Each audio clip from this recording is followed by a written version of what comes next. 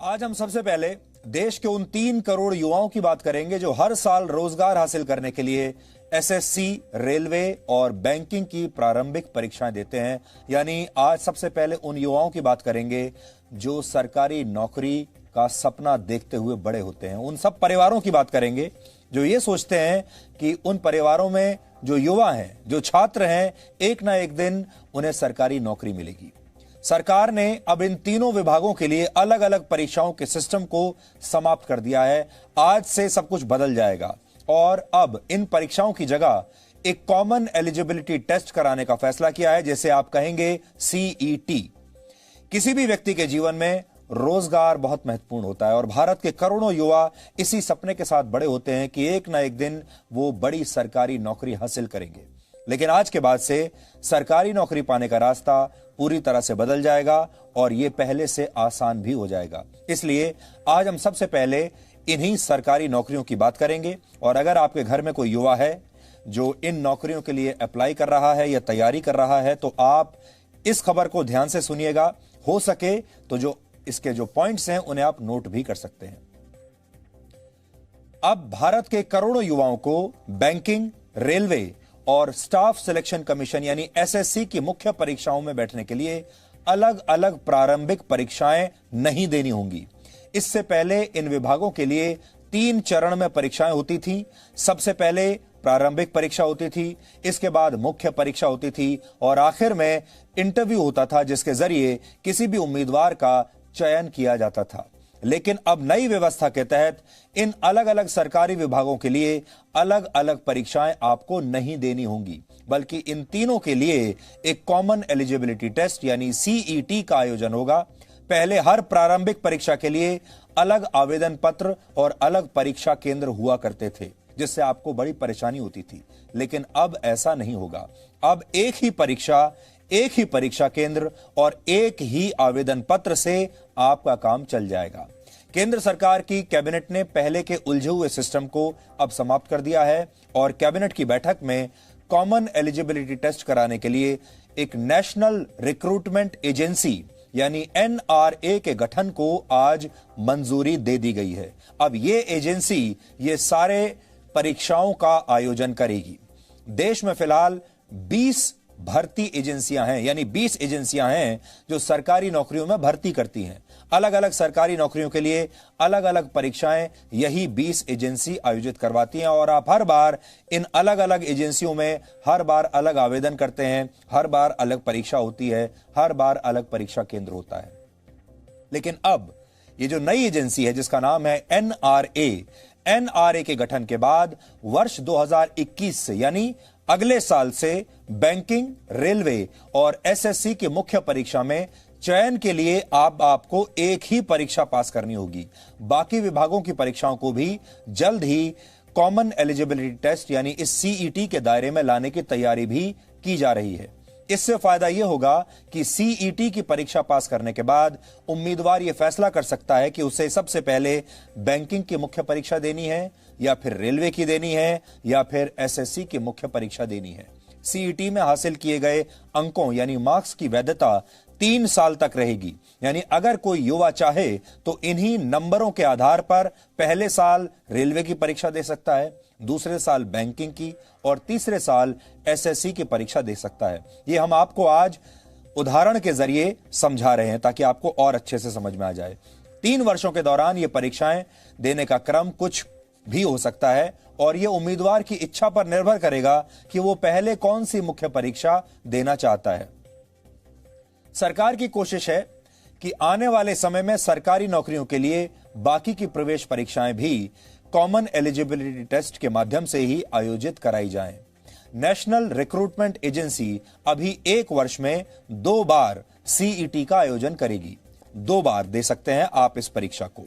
इस परीक्षा में ऑब्जेक्टिव सवालों वाले प्रश्न पत्र होंगे और इन परीक्षाओं में अभी तक केवल 2 भाषाओं में ही प्रश्न पूछे जाते थे और ये भाषाएं आमतौर पर हिंदी और अंग्रेजी हुआ करती थी।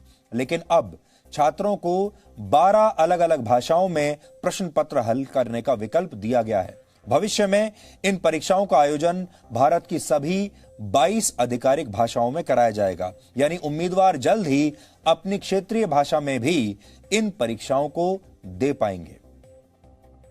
सूचना और प्रसारण मंत्री प्रकाश जावड़ेकर ने भारत सरकार के इस फैसले की जानकारी आज जब दी और उन्होंने इस कदम को युवाओं के लिए बहुत फायदेमंद बताया। उन्होंने कहा कि अब एक परीक्षा होने से उम्मीदवारों की कई परीक्षा देने वाली परेशानी हमेशा के लिए खत्म हो जाएगी। जो युवा होते हैं उनको बहुत परीक्षाएं देनी पड़ती है और उनको लगभग 20 रिक्रूटमेंट एजेंसीज है, तो कोई 4-5 में अगर परीक्षाएं देता है तो उतनी परीक्षा उतनी जगह जाना, ये सब समाप्त करने के लिए एक ऐतिहासिक फैसले में नेशनल रिक्रूटमेंट एजेंसी, राष्ट्रीय भर्ती संस्था, ये परीक्षा लेने वाली कॉमन एलिजिबिलिटी टेस्ट। लेकिन मैं इतना ही कहूंगा कि ये मांग थी पूरे युवा पीढ़ी की सालों से, लेकिन नहीं हो रहा था। लेकिन इस एक निर्णय से, नेशनल रिक्रूटमेंट एजेंसी से एक परीक्षा, उससे उनकी तकलीफ भी दूर होगी, उनका पैसा भी बचेगा और मानसिक स्वास्थ्य भी ठीक रहेगा। बहुत दौड़ धूप नहीं होगी और एक ही परीक्षा से उनको आगे जाने का मौका मिलेगा।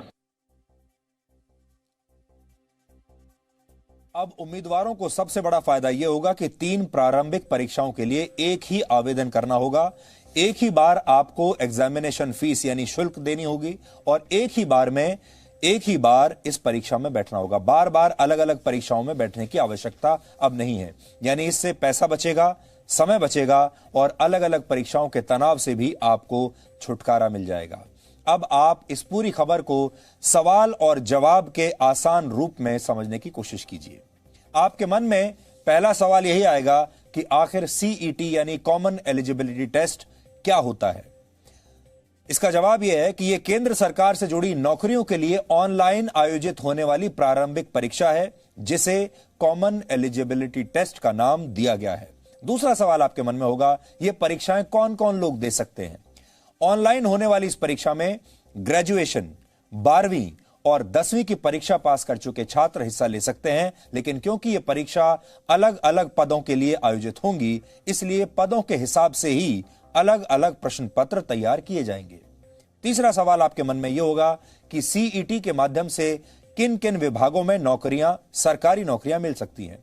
फिलहाल 3 तरह की नौकरी आपको मिल सकती हैं। स्टाफ सिलेक्शन कमीशन यानी एसएससी, रेलवे और बैंकिंग के लिए यह कॉमन एलिजिबिलिटी टेस्ट आयोजित होगा, लेकिन इस बात का आप ध्यान रखें कि सिर्फ प्रारंभिक परीक्षा है ये। इसके पास करने के बाद आपको इन सभी विभागों की मुख्य परीक्षाओं को भी पास करना होगा और ये परीक्षाएं अलग अलग होंगी और इंटरव्यू भी आपको क्लियर करना होगा, तभी आपकी नियुक्ति किसी पद पर हो सकती है।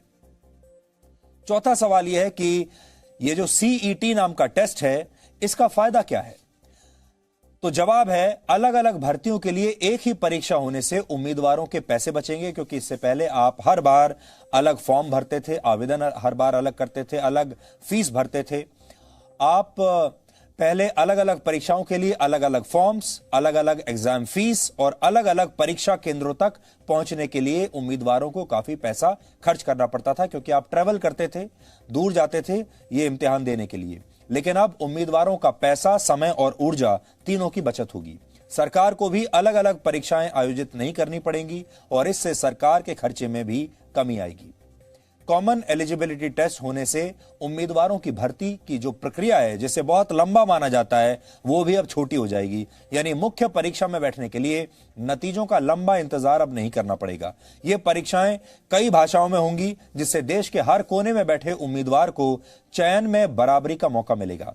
अभी इन विभागों में भर्ती के लिए 18 महीने से ज्यादा का समय लग जाता था। अगला फायदा यह होगा कि इस परीक्षा में मिले स्कोर को अगले 3 साल तक इस्तेमाल किया जा सकता है।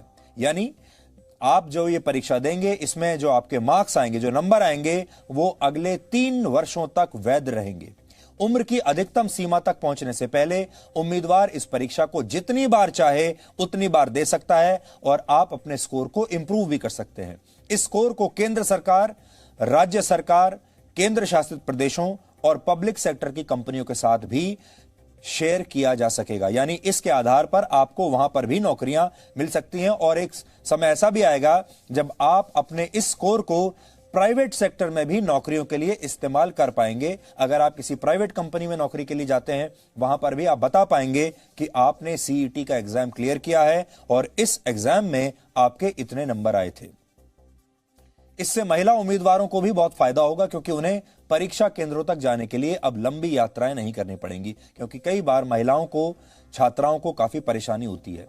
इससे परीक्षा में हिस्सा लेने वाले उम्मीदवारों की संख्या भी 5% तक घट सकती है और ट्रेन और बसों के जरिए परीक्षा केंद्र पर जाने वाले छात्रों की परेशानी कम होगी। इससे जुड़ी तस्वीरें आपने कई बार देखी होंगी, जब ट्रेन में इतनी भीड़ भाड़ के बीच ये छात्र परीक्षाएं देने के लिए जाते थे, हजारों और लाखों की संख्या में।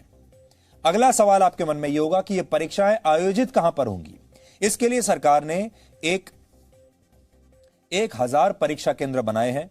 हर जिले में एक परीक्षा केंद्र जरूर होगा और इसके अलावा सरकार ने उन 117 जिलों को भी इसके लिए चुना है जिन्हें सरकार युवाओं को रोजगार देने के उद्देश्य से खास तौर पर विकसित करना चाहती है। यानी भारत के हर जिले में एक परीक्षा केंद्र जरूर होगा।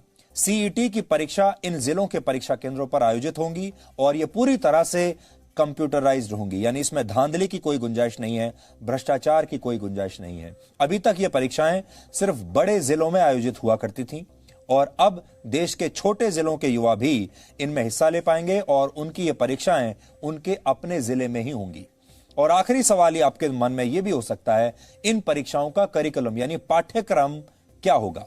तो इसका जवाब यह है कि सीईटी के लिए एक ही पाठ्यक्रम होगा, लेकिन अलग अलग पदों के हिसाब से उम्मीदवारों से पूछे जाने वाले सवालों का स्तर भी अलग अलग होगा। जितनी बड़ी नौकरी होगी, स्तर उतना ही ऊंचा होगा। जितनी नौकरी नीचे होगी, स्तर उतना ही आसान होगा। यानी 10वीं पास करने के बाद सीईटी देने वाले उम्मीदवारों से ग्रेजुएशन कर चुके उम्मीदवार के मुकाबले आसान सवाल पूछे जाएंगे।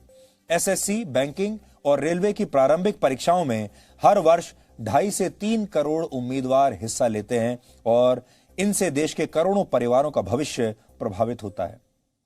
इसलिए आज हमने राजनीति और अंतर्राष्ट्रीय कूटनीति की खबरें दिखाने से पहले आपको इस खबर के बारे में बताया, क्योंकि हमारा यह मानना है सबसे बड़ी खबर वही होती है जो आपको और आपके परिवार को और आपके जीवन को सबसे ज्यादा प्रभावित करती है। और हम जानते हैं भारत का जो मिडिल क्लास है, भारत का जो लोअर मिडिल क्लास है, हर मध्यम वर्गीय परिवार में बच्चों को यही कहकर बड़ा किया जाता है, यही कहकर पढ़ाया जाता है कि एक दिन वो किसी बड़े सरकारी पद पर पहुंच जाएंगे, एक दिन वो सरकारी नौकरी करेंगे। हर छात्र का, हर माँ बाप का यही सपना होता है। तो आज उस सपने को पूरा करने की दिशा में जो आप यात्रा किया करते थे, उसमें अब बदलाव आ गए हैं।